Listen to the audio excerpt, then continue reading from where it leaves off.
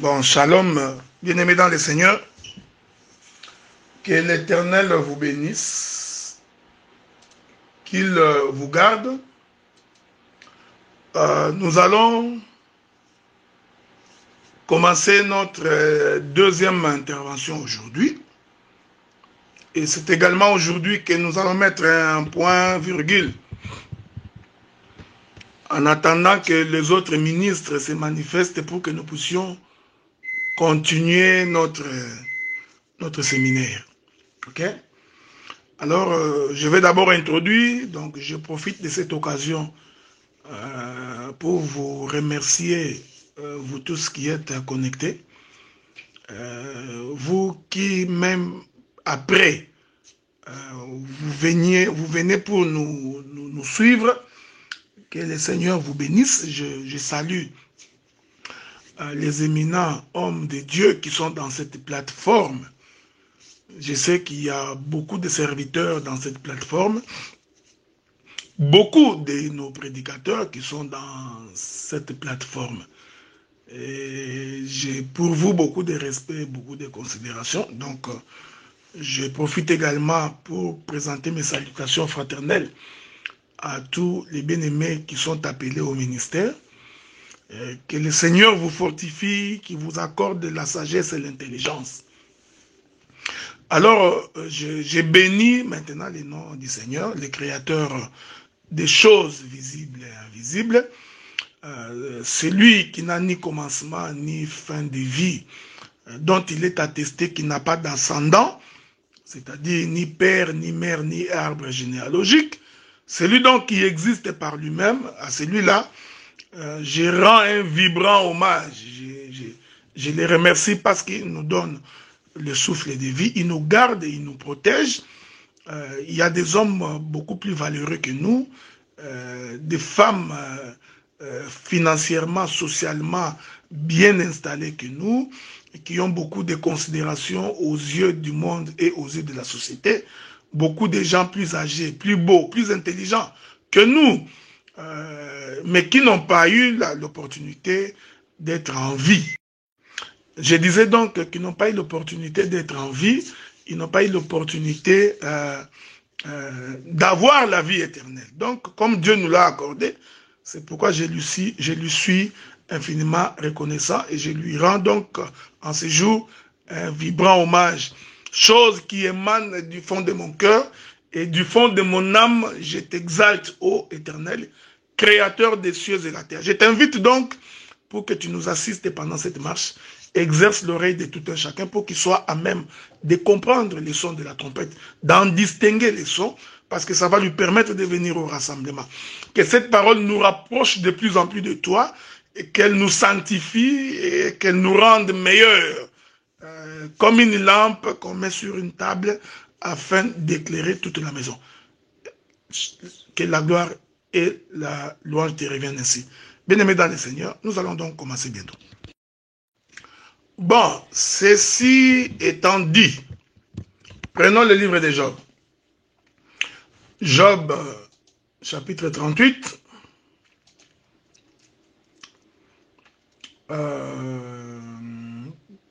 Bon, le verset 31, je vais d'abord lire ce verset-là, parce que c'est notre texte de base, hein? Donc Job, chapitre 38, le verset 31, je m'en vais lire. Noues-tu les liens des Pléiades, ou détaches-tu les cordages de l'Orion? Je répète l'écriture. Noues-tu les liens des Pléiades, ou détaches-tu les cordages de l'Orion? Je voudrais ajouter une autre écriture, ok? Je voudrais ajouter une autre écriture afin de pouvoir commencer mon intervention d'aujourd'hui. Je suis toujours dans le livre de Job, je crois. Hein? Je ne sais pas si je trouverai cette écriture-là. Sinon, je vous la donnerai plus tard. Ce n'est pas un péché. Ok? Donc, mais je voudrais quand même que je trouve cette écriture-là. C'est quand même important parce que ça va nous permettre de faire notre entrée dans la chose. Donc, vous savez, hier, là, j'avais déjà défini ce que c'est les Pléiades. Donc, j'ai donné les détails de ce que c'est les Pléiades. J'ai expliqué que les Pléiades, ce sont les étoiles, et que les étoiles représentent les fils de Jacob. J'ai donc confirmé avec les Écritures que le Pléiade ou les étoiles sont une constellation de 12 étoiles. Et j'ai attaché cela avec les 12 enfants de Jacob pour dire qu'il ne peut pas y en avoir au-delà de 12. Mais regardez, je prends le livre de Job,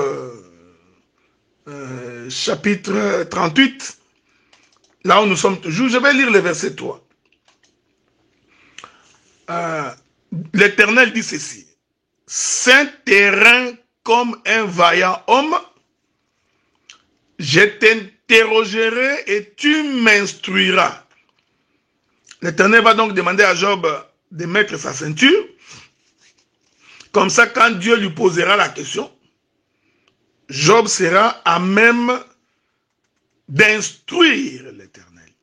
En d'autres termes, parce que l'instruction, c'est l'enseignement. Donc ici, Dieu dit à Job qu'il lui posera des questions et que Job, pour répondre aux questions de l'Éternel, Job doit donc instruire l'Éternel. Mais pour instruire l'Éternel, il faudrait donc que Job puisse mettre la ceinture. Donc sans la ceinture, il n'y a point d'instruction. Il est merveilleux. Donc, nous comprenons que avant que Dieu ne demande à Job de mettre la ceinture, c'est que Job était un homme qui était habillé sans ceinture. Ok? Mais quand Dieu vient lui poser la question, Job doit donc mettre la ceinture. Ici, vous comprenez que le frère Job va représenter deux temps. Il y a le temps où Job est sans ceinture, donc ayant l'incapacité d'instruire, de répondre aux questions difficiles.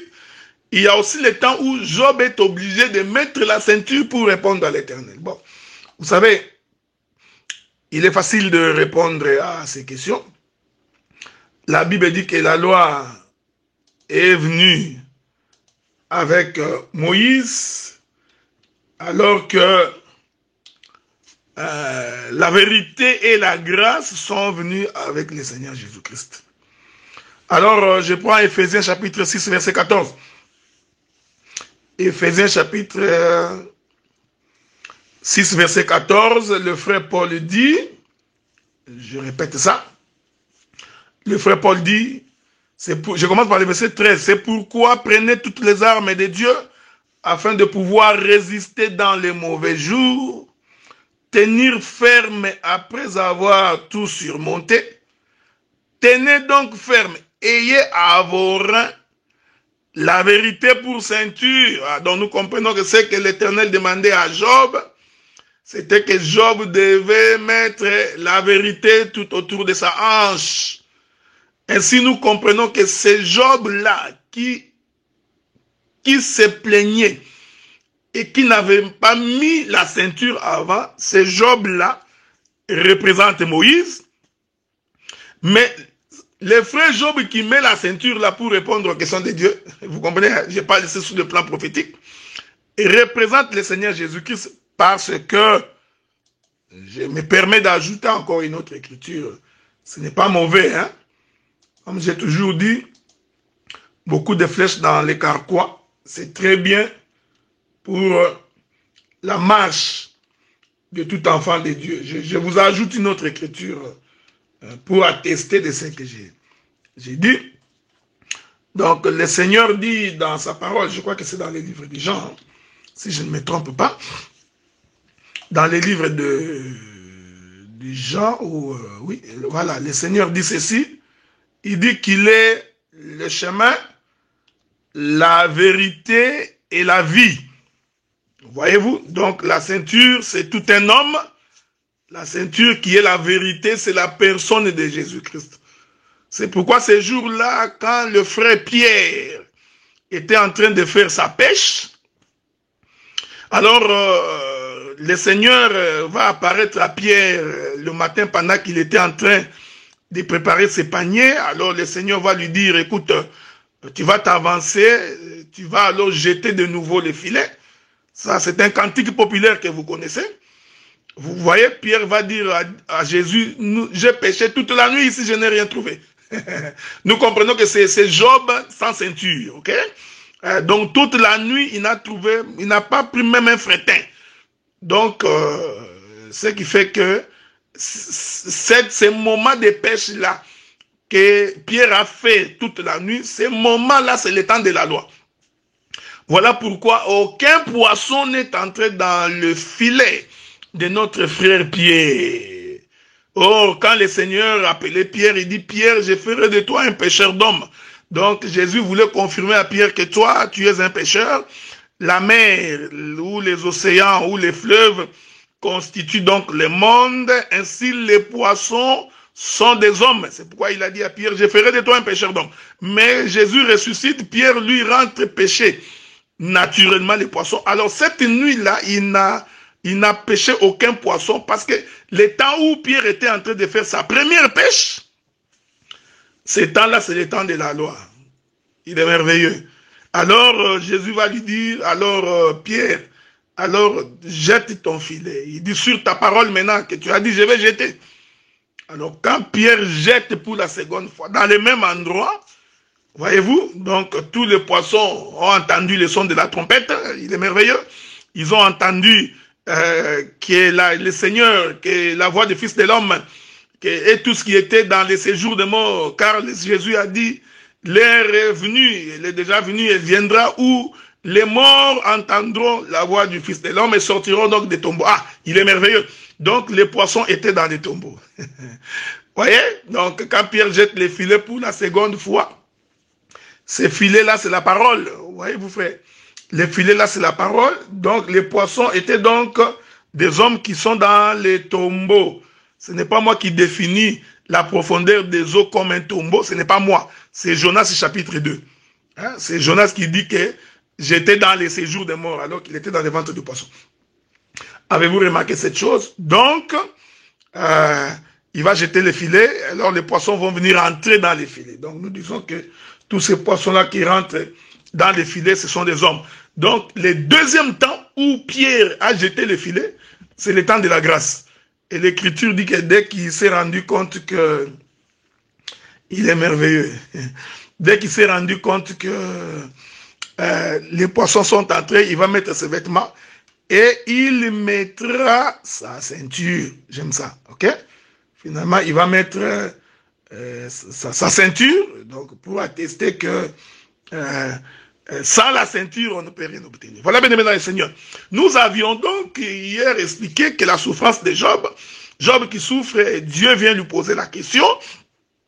Et le frère Job, maintenant, Dieu lui demande s'il peut nouer les Pléiades. Hier, j'ai expliqué que les Pléiades, ce sont les fils de Jacob. Ils sont au nombre de 12. Aujourd'hui, je vais donc conclure, je vais expliquer les liens qui relie les Pléiades. Vous voyez? Parce que le problème de Dieu, c'est que le frère Job devait comprendre qu'il y a possibilité de nouer les Pléiades. C'est-à-dire de les mettre ensemble. C'est la démarche que je vais faire aujourd'hui dans ma petite chambrette que le Seigneur m'a accordée dans ces grands thèmes sur les zodiaques, les signes des zodiaques, l'ours, hein, l'Orion, les Pléiades. Donc, voyez-vous, que Dieu vous bénisse, je vous reviens. Que la gloire revienne au Seigneur. Donc, ayant compris que les Pléiades sont les fils de Jacob, ce sont les étoiles.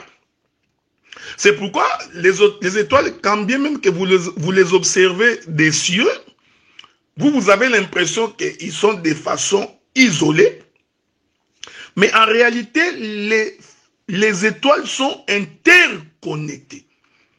J'expliquerai même l'importance de cette interconnexion dans la marche de tout enfant de Dieu. Ceci est très important. Maintenant, rentrons dans les Écritures, dans les détails. Qu'est-ce qui relie les fils de Jacob? Voyez-vous, suivez-moi attentivement bien. Suivez-moi bien de façon attentive. Qu'est-ce qui relie le fils de Jacob? Ce qui relie les fils de Jacob, c'est parce que ils ont tous les liens de sang. Je répète ça. Les enfants de Jacob sont fils de Jacob de par le sang. Donc, sans le sang, personne ne peut être fils de Jacob. Je répète ça. Ici, je suis en train d'expliquer les liens. Comment les Pléiades sont nouées. Comment ils sont liés. Voyez-vous, frère? Donc, Jacob, quand il croise ses femmes, Bila, Rachel, Zilpa et Léa, Jacob va donc donner sa sémence à ces 4 femmes. Et ces 4 femmes vont manifester le fils. Donc les fils de Jacob sont fils de Jacob de par le sang de leur père. Ok? Donc, les liens qui relient les Pléiades, je vais répéter ça parce que je donnerai beaucoup d'éléments. Les liens qui relient les Pléiades, donc c'est-à-dire qui relient les étoiles, c'est le sang du Père. Or, l'Écriture dit, la vie se trouve dans le sang. Cela se comprend par le fait que, puisque nous avons le sang de notre Père, ainsi nous avons la vie du Père en nous. Donc, quand le Seigneur demandait à Job s'il comprenait, s'il a la capacité de relier les Pléiades, vous comprenez que prophétiquement, Dieu annonçait déjà la mort, sa propre mort. J'aime ça. Dieu annonçait donc sa propre mort, c'est-à-dire il annonçait la communication de sa propre vie que lui, Dieu, va donner à ses enfants. Et vous voyez, oh, Dieu, en tant que père, ne peut pas mourir, donc il va prendre l'étiquette du fils et il va donc verser son sang, lequel sang ferait de nous fils dans son royaume. Donc, le sang du Père nous relie. Le sang de Jésus, c'est ça le lien qui fait l'interconnexion des Pléiades. C'est le sang du Fils, donc de Dieu, qui fait en sorte que nous soyons fils de Dieu. C'est ce qui nous rassemble. Je vais prendre quelques écritures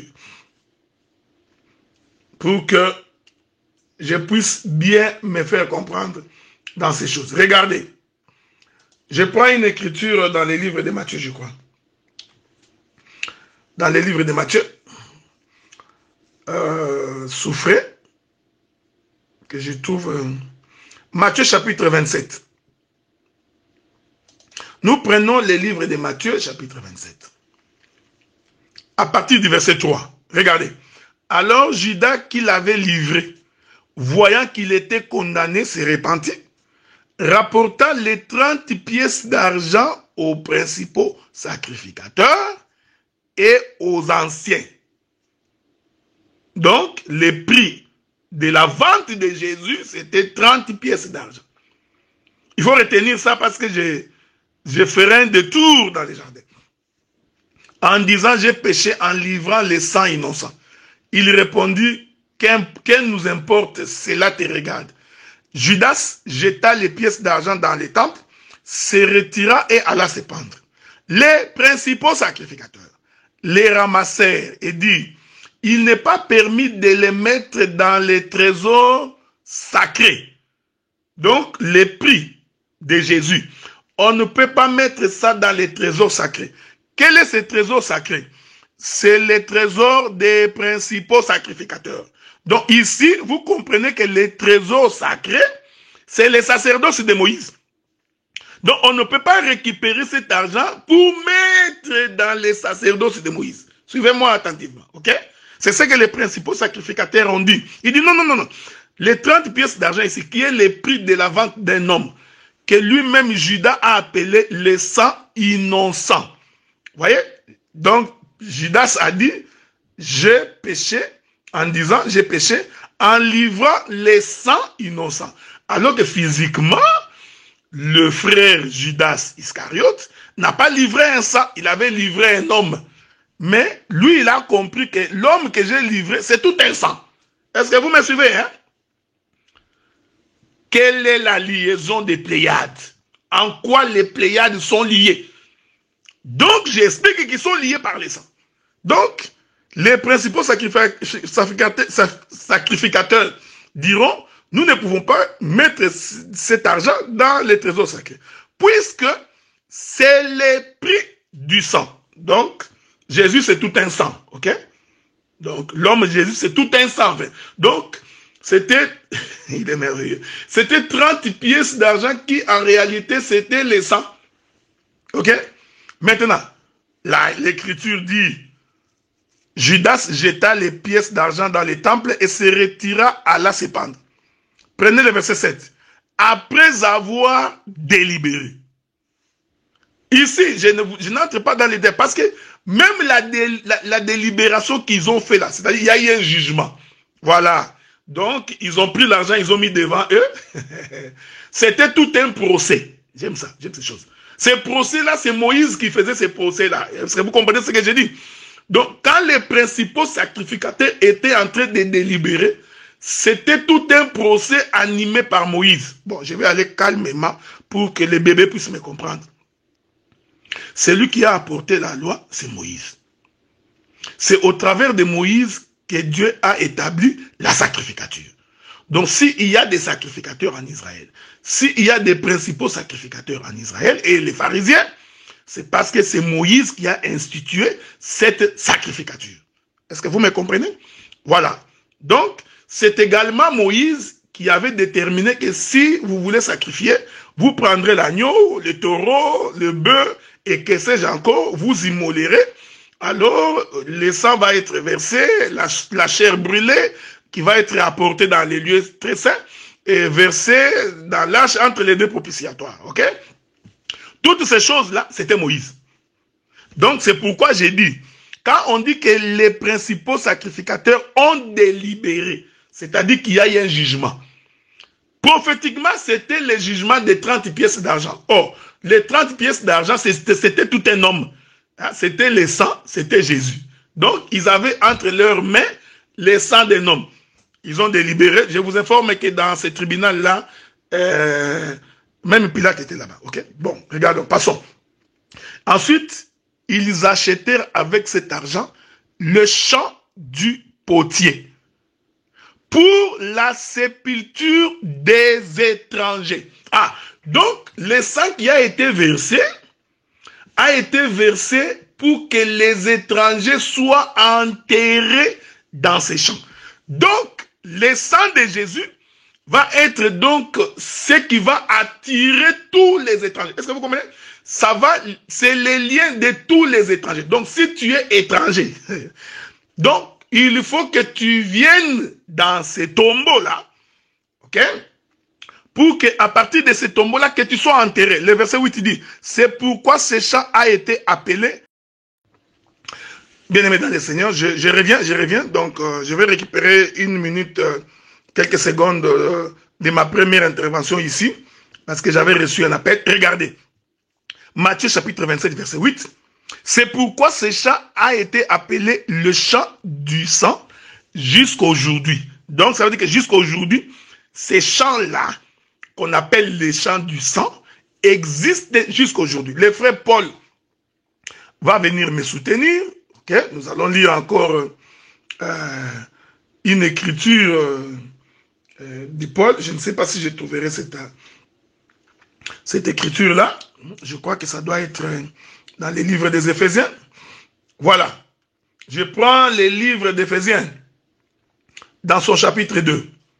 Éphésiens chapitre 2. La Bible dit, parce que je vous ai dit que ce qui relie les fils, c'est le sang de leur père. Ok? Et nous disons que c'est Jésus qui est en train de verser le sang ici, c'est le père. Ok? Parce qu'il a dit à Philippe, Philippe, tu ne sais pas que qui m'a vu, a vu le père. Ok? Donc, dans une dispensation, le fils, c'est le père. Mais ce n'est pas l'objet de notre intervention. Je prends le livre de Éphésiens chapitre 2. Je commence par le verset 11. C'est pourquoi, vous autrefois païens dans la chair. Ici, j'explique la sépulture des étrangers qui devient les lieux des étrangers. Ok? C'est Paul qui me soutient. Il dit, c'est pourquoi vous, autrefois, païens dans la chair, appelés incirconcis par ce qu'on appelle circoncis, et qui le sont en la chair par la main de l'homme, souvenez-vous que vous étiez en ces temps-là, sans Christ, privés de droit de cité en Israël, étrangers aux alliances de la promesse, sans espérance et sans Dieu dans le monde. Mais maintenant, en Jésus-Christ, vous qui étiez jadis éloignés, suivez-moi bien, vous qui étiez jadis éloignés, vous avez été rapprochés par le sang de Jésus. Vous voyez ça, frère? Donc, ici, le rapprochement n'est pas nécessairement un rapprochement physique. Non, non, non, non, non, non, non, non. Observez les étoiles. Vous verrez que les étoiles sont éloignées les unes des autres. Les étoiles sont éparpillées. Est-ce que vous comprenez ce que nous disons? Mais l'Éternel dit que ces étoiles-là, en réalité, sont interconnectées. Donc, Dieu disait à Job que les Pléiades sont interconnectées. Maintenant, j'explique que ce qui relie les étoiles, en réalité, c'est le sang de Jésus. Okay?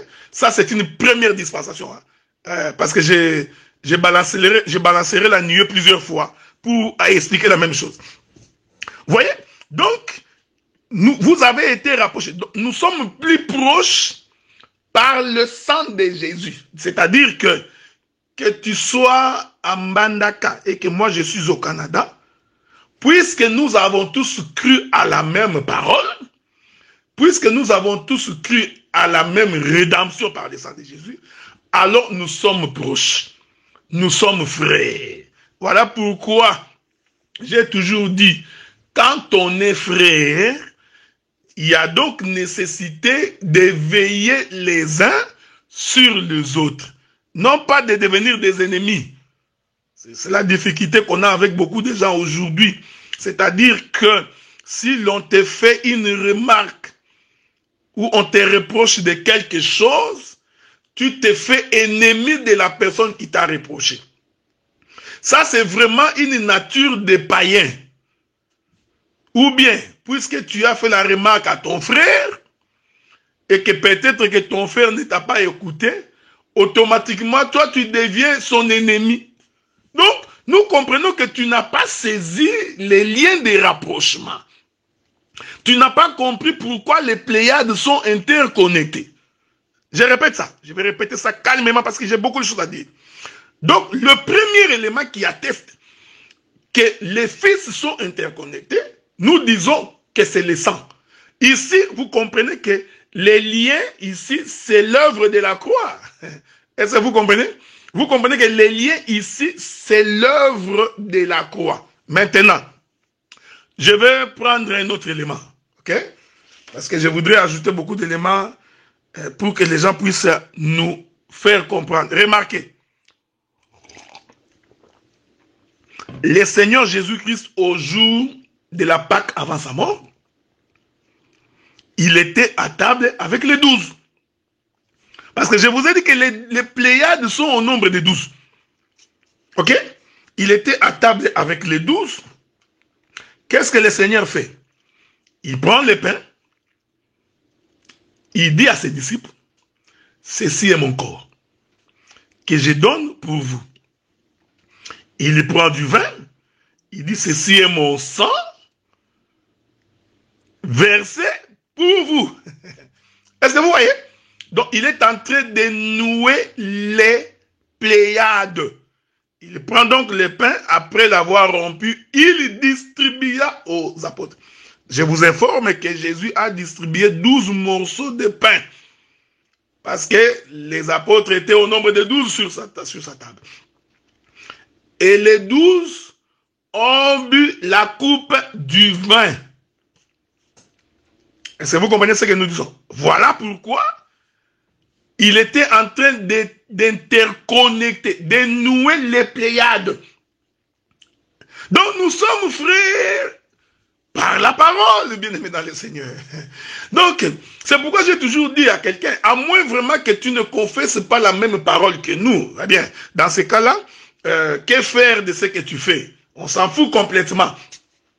Mais quand nous avons la même parole, spirituellement, nous sommes interconnectés. Vous voyez, frère? Nous sommes liés, c'est ça. Donc, l'interconnexion des Pléiades annonçait justement la mort du Père. Voyez-vous, frère? Regardez, je prends le livre de Genèse chapitre 49. Ça, c'est un verset que vous connaissez déjà. Genèse chapitre 49, allons très vite. Genèse 49. La Bible dit ceci. Je voudrais quand même... Voilà, bien aimé, je vous reviens parce que les appels ne cessent de rentrer. Regardez, Genèse chapitre 49, c'est là où j'étais. Genèse 49, la Bible dit ceci. Je suis dans Genèse 49, le premier verset. Jacob appela ses fils et dit, assemblez-vous, je vous annoncerai ce qui vous arrivera dans la suite des temps. Ok? Ici, Jacob s'était déjà approché de sa mort. Il était vieux, parce que quand on devient vieux, on doit appeler les fils pour faire un testament. Donc, le testament, le frère Paul dit que un testament ne peut pas entrer en vigueur tant que le testateur est vivant. Okay? Donc, il faudrait donc que le testateur puisse mourir pour que le testament entre en vigueur. Donc, ici, Jacob, il s'approchait de sa mort. Il est merveilleux, il s'approchait de sa mort. Alors, qu'est-ce qu'il fait? Il va donc préparer son testament. Est-ce que vous voyez ça, frère? Ici, ce qui se passe dans Genèse 49, c'est ce qui se passe dans la chambre haute avant la Pâque. Donc, quand Jésus avait dit, entrez dans la ville, allez dans la maison d'un tel, là-bas, dites-lui que ce soir, le maître célébrera la Pâque dans ta maison. Donc, cette chose-là, Jésus était dans sa vieillesse. Donc, c'était au soir de sa vie, Jésus allait mourir, il était devenu vieux. Il est merveilleux. Oui, frère. Donc, la dernière Pâque de Jésus, Jésus était devenu vieux. Alors, qu'est-ce qu'il fait? Tout comme Jacob qui rassemble ses enfants. Est-ce que vous voyez ça? Tout comme Jacob qui rassemble ses enfants avant sa mort pour faire un testament. Suivez-moi attentivement. De la même manière ici aussi, Jésus aussi est en train de rassembler les 12. Parce que quand vous lisez l'écriture sur la bénédiction des fils de Jacob, vous constaterez qu'ils sont au nombre de 12. Ce n'est pas pour rien parce que ce sont les Pléiades, je dis encore, ce sont les étoiles. Hein? Donc j'ai déjà expliqué ça clairement hier, je ne reviens pas là-dessus. Or, les Pléiades doivent être interconnectées. Mais ceci n'est possible que quand le Père meurt, donc ici, quand Jacob dit ce qui vous arrivera à la suite des temps, il voulait dire qu'après ma mort. Ok? C'est ce que Jésus fait également dans la chambre haute. Avez-vous remarqué ça? Donc, il rassemble, les 12 là que Jésus a rassemblés, c'est aussi l'image des 12 fils de Jacob. Ici, Jésus c'est le Père. Donc, c'est Jacob qui annonce sa mort.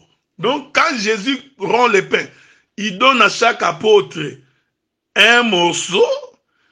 Ceci est l'équivalent de la prophétie que Jacob a prononcée sur chacun de ses fils. Donc, chacun récupérait sa portion. Voyez-vous? Chacun récupérait la partie de son pain. Chacun récupérait son héritage. J'aime ces choses. Jacob dit... Jacob appela ses fils et dit, assemblez-vous. Vous voyez? Cette écriture-là où Jacob dit, assemblez-vous. J'ai dit, assemblez-vous là, c'est le sang qui est versé.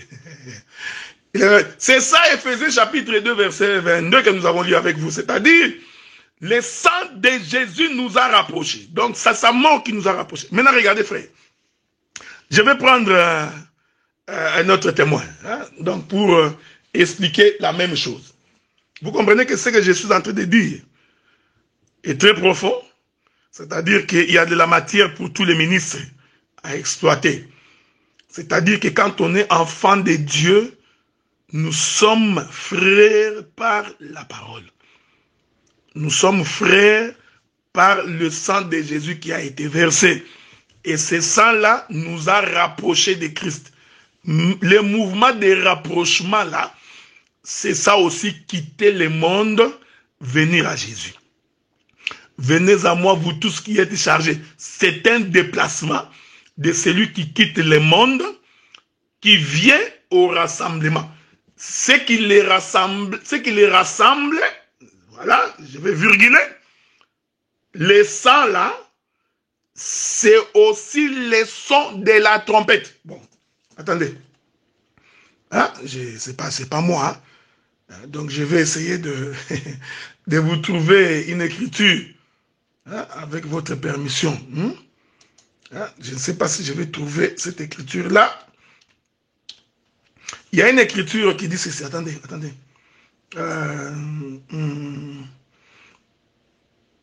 Attendez, donc je souffrais, hein.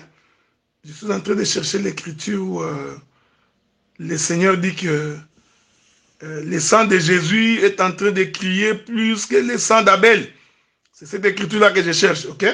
Bon, si je la trouve, je vais vous la donner. Mais je suis encore en train de... Ah, bon. Attendez. Je ne sais pas. Bon, voilà. Je sais que ça doit être Matthieu, hein? Bon, je n'ai pas encore trouvé ça, mais je crois que je trouverai cette écriture-là. Hein? Donc, le Seigneur dit que, ou la Bible dit que le sang de Jésus crie plus que le sang d'Abel. Ok? Donc, c'est-à-dire que le sang a une bouche. Hein? Bon, attendez, soyez en paix, ok? Donc, je pourrais même rentrer un peu plus haut pour aller chercher ça. Je crois que le Seigneur a même dit ça à Caïn. Hein? Donc, je prends le livre de Genèse chapitre 4. Le livre de Genèse chapitre 4, je crois. Donc, nous allons lire avec vous. Voilà. L'Éternel dit à Caïn, je suis dans le verset 9. L'Éternel dit à Caïn, où est ton frère Abel? Il lui répondit, je ne sais pas. Suis-je le gardien de mon frère? Et Dieu dit, qu'as-tu fait? Qu'as-tu fait? La voix du sang de ton frère crie de la terre jusqu'à moi. Avez-vous remarqué cette écriture? Donc, le Seigneur confirme que le sang d'Abel crie. Ok? C'est ça là est en train de crier de la terre. Donc le sang a une voix. Ici, je suis en train de changer les bandes d'autoroute pour que tu ne restes pas fixé sur le sang rouge de Jésus. Voyez-vous? Parce que si tu restes fixé sur le sang rouge de Jésus, alors tu vas te perdre et tu te perdras véritablement dans la grande forêt. Avez-vous remarqué? Donc, le Seigneur dit que le sang a une voix. Donc, le sang crie. Donc, le sang a une bouche. En d'autres termes, le sang parle. Avez-vous remarqué cette chose? Donc, le sang parle. Mais qu'est-ce que le sang dit? Le sang nous rapproche. Il nous appelle des ténèbres à la lumière. C'est pourquoi vous allez remarquer. Lorsque l'Éternel parle à Moïse, je suis dans le livre des Nombres, chapitre 10, je vous donne beaucoup de versets pour que vous soyez à même de vous défendre dans un partage. Dans le livre des Nombres, chapitre 10, le premier verset, l'Éternel parla à Moïse et dit, fais-toi des trompettes d'argent, tu les feras d'argent battu, ils te serviront pour la convocation de l'assemblée et pour les départs. Je laisse les départs. Pour la convocation de l'assemblée. Donc, la trompette parle, la trompette crie, la trompette fait déplacer le peuple pour qu'il s'assemble. Donc, la trompette ici, c'est la voix de l'Éternel. En d'autres termes, c'est la parole de Dieu.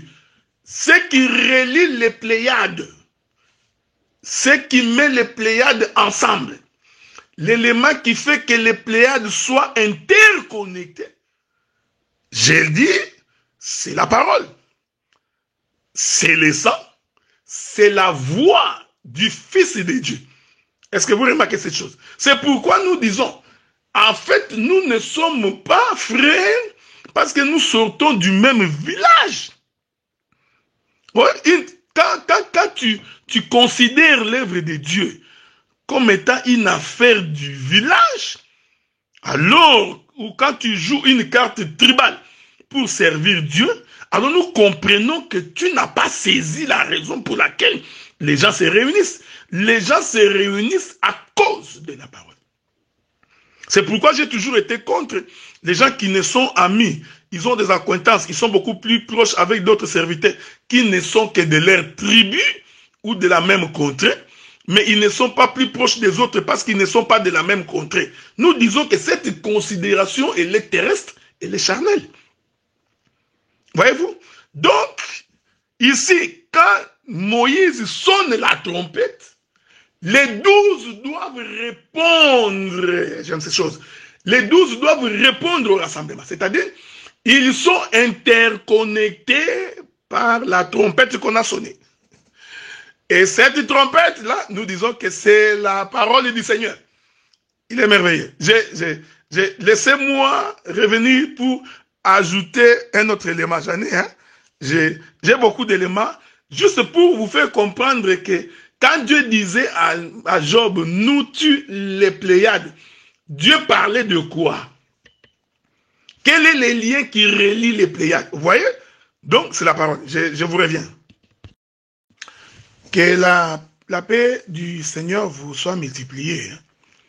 Que l'Éternel vous garde et qu'il vous protège et qu'il vous accorde sa faveur. Je continue à expliquer les liens qui relient les Pléiades. Je vous avais dit hier que si quelqu'un vient prêcher que les Pléiades, ce sont les horoscopes, comprenez que c'est vraiment quelqu'un qui ne comprend pas les choses de Dieu. Il ne comprend absolument rien. Donc, les Pléiades, il ne faut pas être ébranlé par les termes. Donc, ce sont les 12 étoiles. Ces étoiles-là sont les fils de Jacob dans le ciel. Ces étoiles-là, c'est aussi les 12 apôtres. Est-ce que vous comprenez ce que nous disons? Il est merveilleux. J'ai dit ça parce que je voudrais dire quelque chose qui puisse ne pas vous scandaliser. Ok? Je voudrais dire une chose pour que tu ne sois pas scandalisé.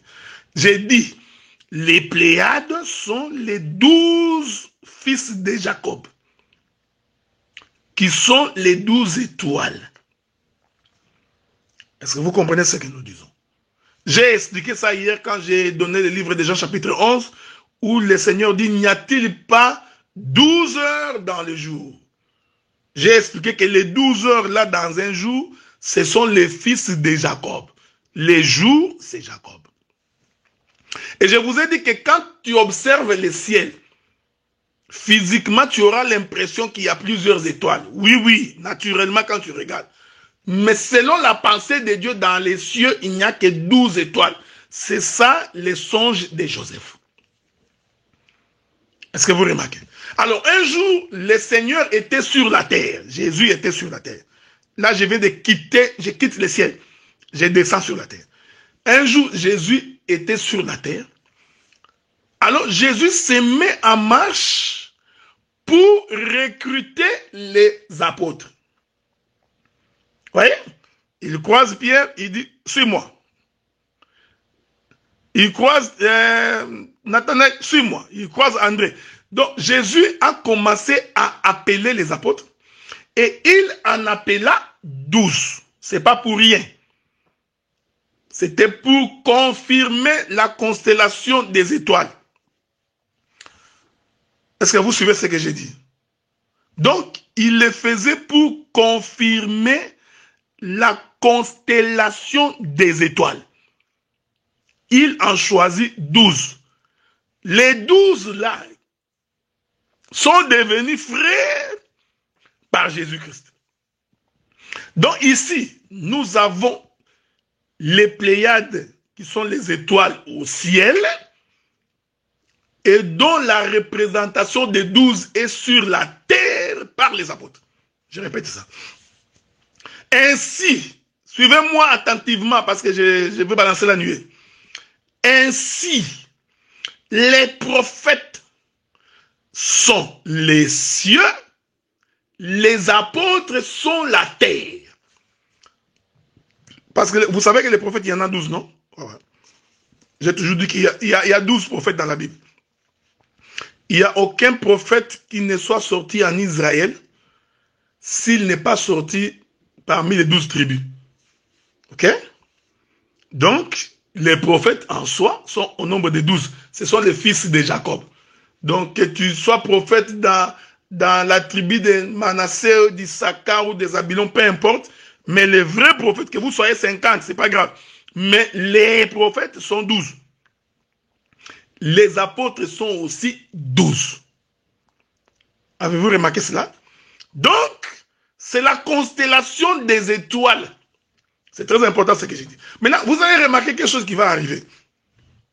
Quand nous arrivons le 3e jour de la création, ça vous connaissez l'histoire, la terre va sortir des eaux, et puis la pluie va tomber, ça va germer, les plantes vont germer.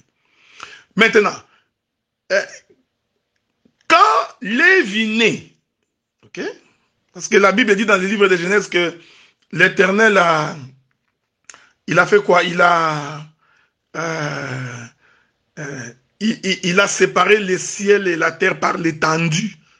Ok? Il est merveilleux. Donc, c'est l'étendue qui relie ciel et terre. Ok? Donc, c'est les lieux de liaison. J'attire votre attention. Hein? J'attire votre attention là-dessus. Maintenant, quand Lévi va naître, ça, ce sont les cantiques populaires que vous connaissez. Quand Lévi naît, la maman de Lévi, Léa, va proclamer en disant que désormais, mon mari s'attachera à moi. Donc, c'est lui qui fait la liaison, c'est Lévi. Suivez-moi attentivement et que le Saint-Esprit puisse véritablement t'aider. Parce que ce que je vais dire pourra être très fort pour beaucoup, parce que je voudrais démontrer que Lévi, c'est la lune. Hein? C'est pourquoi j'attire votre attention. Donc, Léa va dire que Lévi servira de liaison. Avez-vous remarqué? Entre l'homme et sa femme. Entre le ciel et la terre. Voilà. Maintenant, quand il y a eu répartition des portions de terre, après la prise de Canaan, Dieu va dire à Moïse que Lévi n'aura pas de terre. C'est ce que Josué a fait. Parce que Lévi est ma part. En d'autres termes, Lévi va servir de liaison entre Dieu et le peuple. Jusque-là, il n'y a pas de problème. Regardez maintenant. Je prends l'écriture. Nombre, chapitre 1er. Je vais prendre avec vous le livre des Nombres, chapitre 1er. Je vais lire avec vous le verset 50, 51, 52 et 53. Regardez. La Bible dit, remets aux soins de Lévi le tabernacle du témoignage. Tous ses ustensiles et tout ce qui lui appartient. Ils porteront le tabernacle et tous ses ustensiles. Ils en feront les services. Ils camperont. J'insiste là. La Bible dit, ils camperont tout autour du tabernacle. C'est très important. Donc Lévi, lui, il campait tout autour du tabernacle. Donc le tabernacle était au milieu et Lévi campait tout autour du tabernacle. Retenez ce que j'ai dit. La Bible dit, quand le tabernacle partira, les Lévites les démonteront, et quand le tabernacle campera, les Lévites les dresseront, et l'étranger qui n'en approchera sera puni de mort. Je prends le verset 53. Non, 52. Les enfants d'Israël camperont chacun dans son camp, chacun près de sa bannière, selon leur division. Mais les Lévites camperont tout autour du tabernacle du témoignage, afin que ma colère ne s'éclate point sur l'assemblée des enfants d'Israël. J'aime ces choses. Donc Israël campait tout autour pour que la colère de Dieu ne puisse pas s'enflammer contre le peuple. C'est-à-dire, je répète ça bien, c'est-à-dire que quand Israël campait, l'arche de l'alliance était au milieu. Tout autour de l'arche, nous avions les Lévites. Celui dont il est attesté. Quand Lévi est né, il va relier les ciels et la terre. Il reliera le père et la mère. Maintenant, dans la troisième disposition, donc après les Lévites, nous avons donc les camps d'Israël. Vous connaissez les campements, non? 4 camps, avec 3 tribus dans chaque camp. Ça, ce sont des enseignements que vous connaissez. Donc, quand vous observez ces campements-là, vous allez vous rendre compte que ces campements-là a 3 dimensions. La première dimension, c'est la dimension du milieu, où se trouve les tabernacles. Ça, c'est la première dimension. Nous avons la deuxième dimension. La deuxième dimension, c'est les Lévites qui sont tout autour de l'arche. Voyez-vous? Et la troisième dimension, c'est le peuple qui est tout autour des Lévites. Donc, vous remarquez maintenant que cette disposition-là, c'est la disposition du tabernacle. C'est-à-dire, l'arche et les lieux saints. Là où les Lévites sont en train de camper tout autour, l'arche et les lieux très saints. Là où les Lévites campent tout autour, c'est les lieux saints. Là où se trouve le peuple, c'est le parvis. Alléluia. Remarquez. Donc, en d'autres termes, l'arche qui est au milieu, c'est le sommet de la montagne. Les Lévites qui sont tout autour, vous comprenez ce que j'ai dit? C'est le milieu de la montagne. Et là où se trouve le peuple, c'est le parvis, c'est le bas de la montagne. Il est merveilleux. Maintenant, les Lévites sont là pour empêcher la colère de Dieu. Donc nous comprenons que les Lévites, c'est tout un sacerdoce du sang. Parce que ce qui a calmé la colère de Dieu, c'est le sang de Jésus. Est-ce que vous remarquez ça, frère? Donc, je suis en train d'établir l'interconnexion des Pléiades. Voyez-vous, frère, hein? Je ne fais pas une étude de mots, que je suis en train de chercher où se trouve le mot Pléiade dans la Bible. Tu cherches Pléiade partout. Non, non, non, je ne suis pas en train de chercher, tu vois, où sont les termes étoile, étoile, étoile. Tu fais un raccordement, moi j'appelle ça un raccordement frauduleux. Remarquez.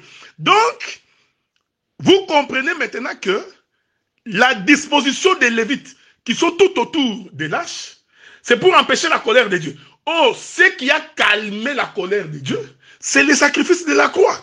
Donc, c'est le sang qui crée l'interconnexion de tout le peuple qui est tout autour de là où se trouvent les Lévites. Est-ce que vous remarquez cette chose? Il est merveilleux, il est merveilleux. Donc, quand je rentre dans les jardins de la création, vous avez remarqué que Dieu a fait le ciel et la terre, mais il a séparé les cieux par l'étendue, et dans les cieux, il a placé les Pléiades, je dis bien, les 12 étoiles. Sur la terre, il a placé les Pléiades, j'ai dit les 12 apôtres, mais les deux sont séparés par l'étendue. C'est ça la disposition des Nombres, chapitre 1er, le verset 50. Avez-vous remarqué cette chose? Je n'ai pas fini, je vous reviens. Bien-aimés saints, vous savez tout ce que j'ai dit, hein? Je l'ai dit bien, avec précision. Bien aligné pour que tu comprennes parfaitement ce que je dis. Je suis en train d'évoquer les Lévites, pourquoi? Parce que c'est eux qui manipulaient les sangs. Voilà. Donc les Lévites étaient les manipulateurs des sangs, les sacrificateurs. Parce qu'ils représentaient l'image du sacerdoce de Jésus. Et c'est ce sacerdoce-là qui crée l'interconnexion des Pléiades. C'est pourquoi les livres des juges, c'est une histoire que vous connaissez. Je vais vous donner ça, frère. Les livres des juges dans son chapitre 19. Juge chapitre 19. Vous pouvez lire tous les chapitres 19 si vous voulez. Mais voici ce qui m'intéresse. Je vais prendre ce qui m'intéresse. Vous pouvez lire tous les livres des juges chapitre 19. Mais moi, je prends une portion pour expliquer nous tu les Pléiades. Je prends le verset 26. Je vais lire pour votre gouverne. Vers le matin, cette femme alla tomber à l'entrée de la maison de l'homme chez qui était son mari. Elle resta là jusqu'au jour. Et le matin, son mari s'éleva, ouvrit la porte de la maison, sortit pour continuer son chemin. Mais voici sa femme, virgule, sa concubine. Ici, ce n'est pas l'objet de notre intervention.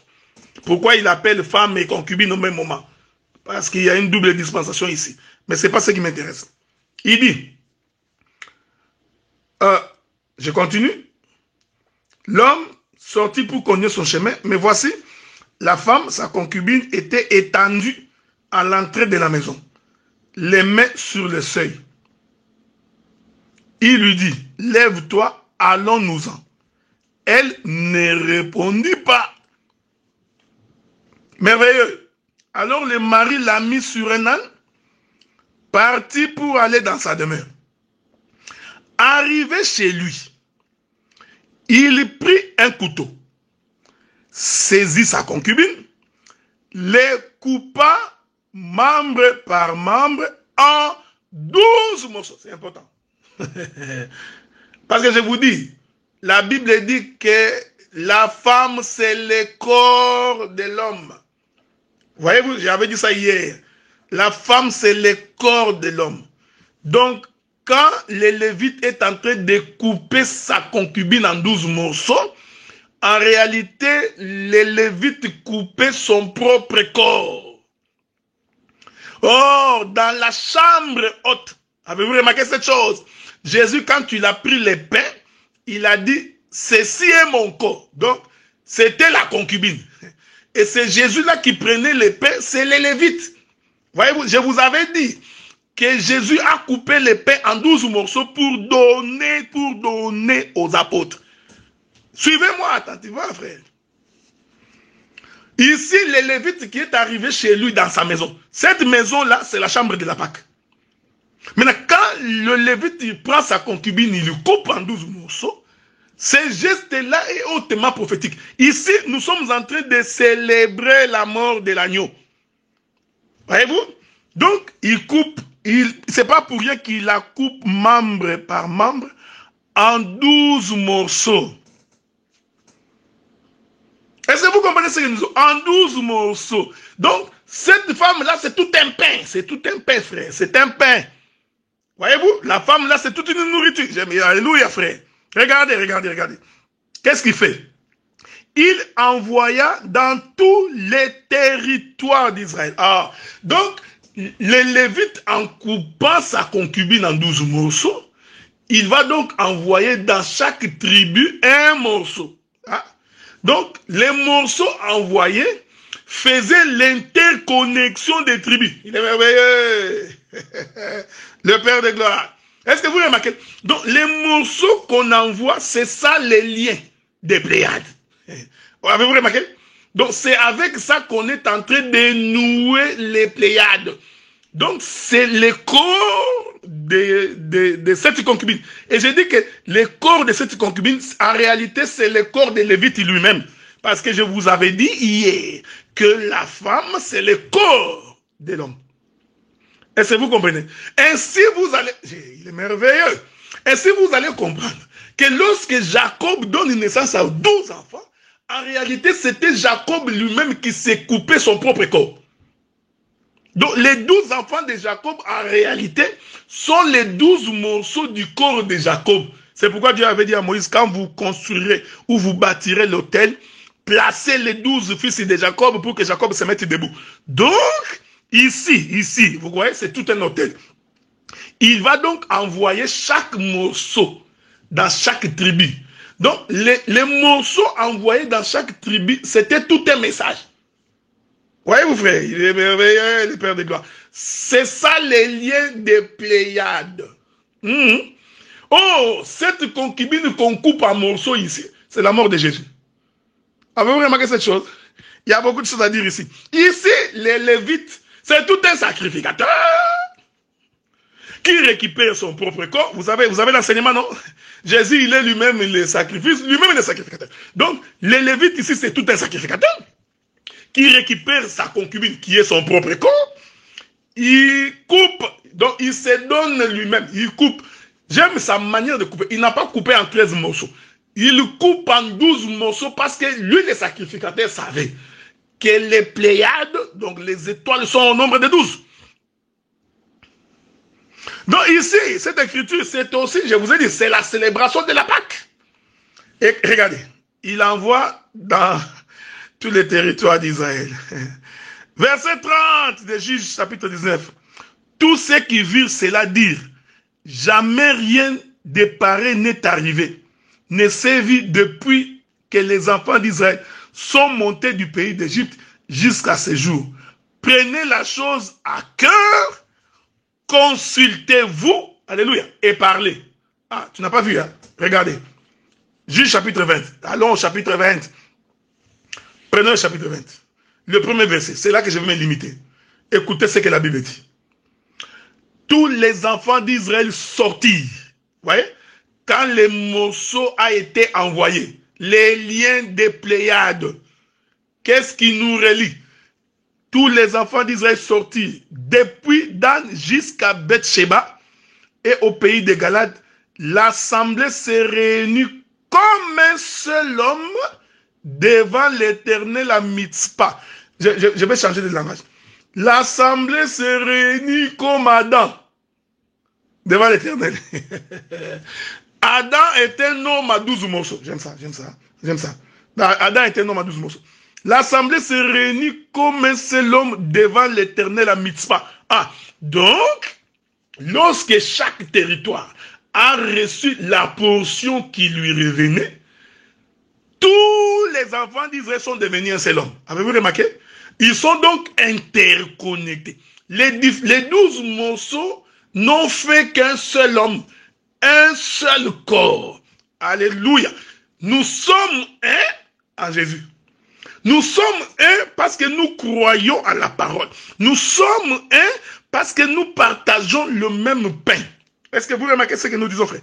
C'est en cela que nous sommes un. Nous ne sommes pas un parce que nous venons de la même contrée. Nous ne sommes pas un parce que nous venons du même pays. Nous ne sommes pas un parce que nous venons du même village. Mais nous sommes un parce que les Lévites a coupé sa concubine qui est son propre corps en 12 morceaux. Il a distribué. Après avoir distribué, chacun de nous, dès qu'il a pris, il a dit consultez l'Éternel et parlez. Donc nous comprenons ici que les 12 morceaux envoyés, c'était toute une trompette qui réunissait le peuple comme un seul homme. Donc, quand l'Éternel était en train de rassembler la poussière pour créer Adam, en réalité, l'Éternel avait distribué 12 morceaux de pain pour que Israël se rassemble et devienne un seul homme. Est-ce que vous voyez ce que nous disons? Regardez avec moi. Que la paix du Seigneur soit avec vous. Hein? Et que Dieu vous garde et qu'il vous protège. C'est pourquoi, frère, s'il y a des gens qui pensent que quand nous servons Dieu, nous faisons des aventures, ou que c'est une histoire de complaisance, parce que ces choses sont hautement sacrées, frère. Et il faut apprendre à considérer Dieu très au sérieux. Ce que nous regrettons aujourd'hui, c'est le fait que beaucoup de gens pensent que l'œuvre de Dieu est devenue comme une association de malfaiteurs, comme des camarades. C'est-à-dire que les gens disent n'importe quoi, ils pensent n'importe quoi, ils agissent n'importe comment. Donc, les gens sont mesquins. Donc, ils sont politiciens. C'est parce que vous blaguez avec Dieu. Vous blaguez avec les créateurs de nos âmes bien-aimés dans le Seigneur. Nous devions nous tenir devant Dieu avec crainte et tremblement. Avant de poser un acte, tu te poses par toi-même, tu t'interroges. Est-ce que ce que j'ai fait, c'est ce que Dieu veut? Quand il y a un prédicateur qui va consulter la maison des prostituées, il va dans des flamingos. Vous voyez, frère, il entre dans, aujourd'hui on en a vu beaucoup, hein, il entre dans un salon de coiffure. Toi tu penses que c'est un salon de coiffure. Derrière là-bas c'est tout flamingo. Donc les hommes de Dieu vont visiter des maisons de débauche. Les hommes de Dieu sont dans la fraude, ils sont margoulés, ils sont malhonnêtes, ils sont haineux, ils sont jaloux. Donc, tout ce qui est mauvais, tu vois ça dans un homme qui se dit, homme de Dieu, fils, fille de Dieu. Alors, à un moment donné, nous nous posons la question, vous prenez véritablement l'œuvre de Dieu avec une légèreté telle que l'Éternel est en colère, bien-aimé dans le Seigneur. Ce que nous disons, ce sont des choses sacrées. La mort de Jésus nous a rassemblés, frères. Les hommes ont quitté la Bible dit depuis Dan jusqu'à Beersheba. Tous sont venus, ils ont abandonné la vie qu'ils avaient. Ça, c'est la partie évangélique. Les évangélistes, vous êtes où? Donc, c'est la partie évangélique de cette écriture-là. Donc, quand la parole nous parvient, nous devons quitter là où nous sommes, nous devons quitter la vie d'impudicité, d'impureté. Aujourd'hui, un frère, il fait des complots pour voir comment est-ce qu'il peut faire tomber son frère. Il y a même certains qui sont devenus des spécialistes de FBI et de CIA. Il va aller checker ta vie il y a 40 ans passés, 30 ans passés, 25 ans passés. Il va te rappeler les souvenirs de ton péché ancien. Tout ça pour t'amener à la compromission. Nous nous posons la question, quel est ce Dieu auquel vous avez cru? Tout ça parce qu'il n'aime pas la tête de son frère. Le visage de son frère, il déteste ça. Maintenant, pour le ruiner, il va aller fouiller dans son passé, fouiller toute sa vie, aller fouiller ce qu'il avait fait en 1900 ans. Il va ramener ça, tout ça pour détruire son frère. Que l'Éternel ait pitié de vous. Parce que vous n'avez pas compris la raison pour laquelle ces Lévites coupent sa femme en 12 morceaux. Pourquoi Jésus a donné de sa vie. Je vous reviens. Voilà, bien aimé dans le Seigneur. Donc, vous savez, il est impossible, okay? Je vous avais dit ça hier, il est impossible qu'en 2 heures, que je puisse cerner cette problématique sur le plan holistique. C'est pratiquement impossible. Donc c'est pourquoi je suis en train d'espérer que les autres ministres qui interviendront après moi pourront également prendre chacun sa part pour que nous puissions avancer. Prenons le livre de Genèse chapitre 49. J'explique toujours les liens. Donc, là, si tu ne comprends pas, c'est que vraiment, il faut que le Seigneur te vienne en aide. Je prends plusieurs témoins des Écritures pour dire la même chose. Ok? Je prends le livre de Genèse chapitre 49. Ça, c'est toujours notre bien-aimé frère Jacob, qui est aussi notre père, qui est en train de parler. Écoutez ce qu'il dit. Je suis dans Genèse chapitre 49, verset 7. Il dit ceci. Non, je commence par le verset 5. Siméon et Lévi, son frère. Leurs glaives sont des instruments de violence. Que mon âme n'entre point dans leur conciliabule, que mon esprit ne s'unisse point à leur assemblée, car dans leur colère, ils ont tué des hommes, et dans leur méchanceté, ils ont coupé les jarrets des taureaux. Ok? Je vous évite beaucoup d'éléments ici, parce qu'il n'y a rien qui prouve ici que Simeon et Lévi avaient coupé les jarrets des taureaux. Il n'y a pas une écriture noire sur blanc qui dit ça. Continuons quand même. Maudit soit leur colère, car elle est violente, et leur fureur, car elle est cruelle. Voici les versets. La portion de l'écriture qui m'intéresse. Je les séparerai dans Jacob, c'est important ce que j'ai dit, et je les disperserai dans tout Israël. Je vais laisser Siméon. Parce que Siméon va faire l'objet d'un autre enseignement si Dieu nous garde. Dans mon hôtel, je retire Lévi. Donc ici, Jacob dit que, en tout cas, Lévi, il va les séparer dans Jacob et il va les disperser dans tout Israël. Donc Lévi, c'est quelqu'un qui doit être distribué dans tout Israël. Donc maintenant, vous comprenez que le Lévite qui est en train de couper sa concubine, je vous avais dit que la concubine étant la femme de Lévite, donc cette concubine, c'est le propre corps de Lévi. Voyez-vous? Maintenant, quand Lévi coupe sa concubine, ici Lévi devient Jacob, dans la prophétie de Genèse 49. Donc il va couper sa concubine. Sa concubine, là, c'est toujours le corps de Lévi, parce que c'est sa femme. Qu'est-ce qu'il fait? Il va disperser ces différents morceaux dans tout Israël. Donc cette écriture ici, qui a plusieurs accomplissements. Donc disperser Lévi dans tout Israël. Suivez-moi attentivement, parce que je donnerai les différents accomplissements de cette écriture. On prend Lévi, mais puisque Lévi est un, donc on ne peut pas les disperser en entier. Donc pour les disperser, il faut quoi? Il faut les couper. Donc vous voyez, cette écriture annonce la mort de Jésus, qui nous relie les liens des Pléiades. Est-ce que vous avez remarqué? Donc ici, Jacob a déjà annoncé la mort de Lévi, qui est la préfiguration de la mort de Jésus. Donc, on doit couper Lévi pour les disperser. Il n'y a pas de moyen. On ne peut pas faire autrement. Okay? Vous voyez, il y a beaucoup d'éléments qui entrent ici en ligne de compte. Regardez maintenant. Comment commence là? Il y a encore un autre témoignage des Écritures que je voudrais vous donner. Ah, un autre témoin des Écritures, parce que je vais finir bientôt. Je crois avoir débordé mes 60 minutes. Prenons le livre des Nombres. Nombre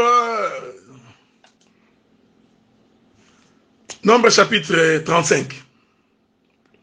Premier verset. L'Éternel parla à Moïse dans les plaines de Moab près du Jourdain vis-à-vis de Jéricho. Il dit, ordonne aux enfants d'Israël d'accorder aux Lévites sur l'héritage qu'ils posséderont des villes où ils puissent habiter. Ici, j'explique comment Lévi est dispersé dans tout Israël pour servir des liaisons entre les Pléiades. Hein, voyez-vous? Servir des liaisons, les liens des Pléiades.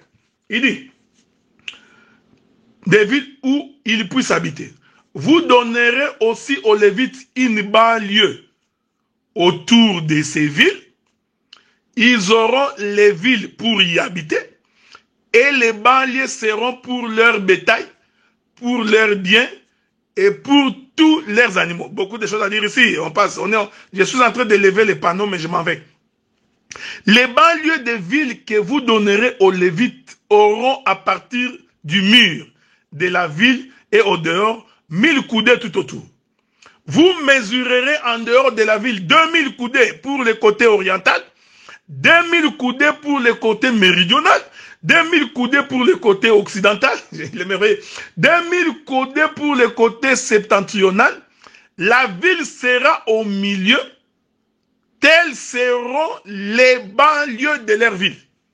Que le Seigneur nous garde, qu'il nous préserve. Plus tard, nous reviendrons avec un séminaire sur les villes, les banlieues, et pourquoi tous ces côtés. Regardez verset 6. Parmi les villes que vous donnerez aux Lévites, il y aura 6 villes de refuge où pourra s'enfuir les meurtriers et 42 autres villes. Total des villes que vous donnerez aux Lévites, 48 villes avec leurs banlieues. Il est merveilleux, le Dieu de gloire. Donc, quand Israël entre dans son territoire, il prend possession de ses terres. Donc, chaque tribu va donc aller sur son territoire. Ok? Maintenant, comme Israël est un corps, Dieu a voulu que Israël, tout en étant éparpillé sur le territoire, mais qu'il reste connecté à lui. Je répète cette chose. Comment les Pléiades sont interconnectées. Donc Dieu voulait que, bien qu'Israël est entré dans son territoire, il a pris les pays de Canaan, donc chacun est allé dans son coin. En d'autres termes, Israël s'est éparpillé. Il est bon. Mais Dieu voulait que, tout en étant éparpillé, que Israël reste connecté. Qu'est-ce qu'il fait? Il dit, bon, dans vos territoires, là, où vous êtes éparpillés, vous allez faire en sorte que Lévi puisse avoir une place. Voyez-vous? Parce qu'il avait prophétisé dans Jacob que je disperserai Lévi dans tout Israël. Donc, il leur dit, quand vous prendrez possession des territoires, de vos villes, faites en sorte que dans chaque ville, que Lévi puisse avoir une place. Frère. Oh, il est merveilleux. Quand vous êtes une assemblée de Dieu, une assemblée de Jésus-Christ, une assemblée de saints, une assemblée des élus, rassurez-vous que Lévi a une ville dans votre territoire. Non seulement qu'il a une ville, mais il doit aussi avoir un banlieue. C'est très important. Une banlieue pour ses animaux. J'aime ces choses, hein? Les banlieues pour les bétails, c'est très important. Donc, dans chaque territoire, voyez, donc qu'est-ce que Dieu fait? Maintenant, il va disperser Lévi dans tout Israël. Voyez, c'est ça les liens des connexions des Pléiades. C'est ça les liens qui réunissent les Pléiades, qui réunissent les 12 fils de Jacob. Donc, la présence de Lévi, voyez-vous, c'est ça les 12 morceaux du corps de la concubine de Lévite. Voyez-vous, frère? Donc, c'est la présence de Lévi dans chaque territoire. Et ainsi, tant que Lévi est dans un territoire, vous êtes en interconnexion. Pourquoi Ruben est frère avec Siméon? C'est parce que c'est Lévi qui les relie dans chaque ville. Pourquoi Judas est frère avec Zabulon? C'est parce que dans chaque territoire, Lévi s'y trouve. Pourquoi Nephtali est frère avec Issachar? C'est parce que Lévi est dans ce territoire. Voyez-vous? Or, Lévi, c'est lui qui relie les cieux de la terre, c'est-à-dire, c'est l'œuvre de la croix. Avez-vous remarqué cette chose? Bien-aimés dans le Seigneur, les villes de refuge servaient aussi d'interconnexion. Voilà pourquoi quand quelqu'un pêche, il doit donc courir vers le Seigneur Jésus-Christ pour être soutenu et pour être sauvé. Je pense avoir fini mon intervention d'aujourd'hui. Et je n'ai nullement la prétention d'avoir abordé tous les aspects. Mais avec la petite grâce que j'ai essayé de vous expliquer ce que c'est les Pléiades et comment les Pléiades sont liées. Qu'est-ce que c'est les liens des Pléiades? Je conclus. Une très belle synthèse pour que même si tu n'as pas bien saisi les contours parce que nous avions volé, mais nous sommes aussi descendus. En tout cas, j'ai été aussi clair, vraiment clair. Mais j'ai fait la synthèse pour toi. Les Pléiades, ce sont les étoiles, constellation des étoiles. Et selon la vision de Joseph, les étoiles sont les 12 fils de Jacob. Donc, les Pléiades, c'est 12 fils de Jacob qui sont les 12 étoiles. Je l'ai aussi symbolisé par les 12 apôtres, qui sont aussi l'image des Pléiades. Premier élément.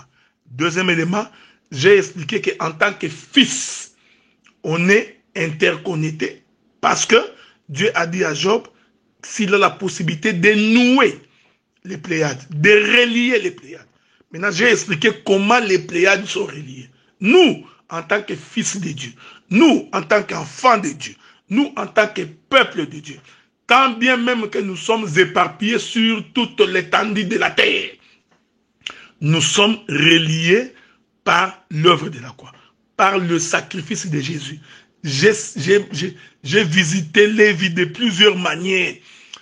Je suis monté, je suis descendu, j'ai dépiécé Lévi, tout simplement pour t'expliquer qu'ici, Lévi, étant l'ombre de notre Seigneur Jésus-Christ, c'est lui qui nous relie.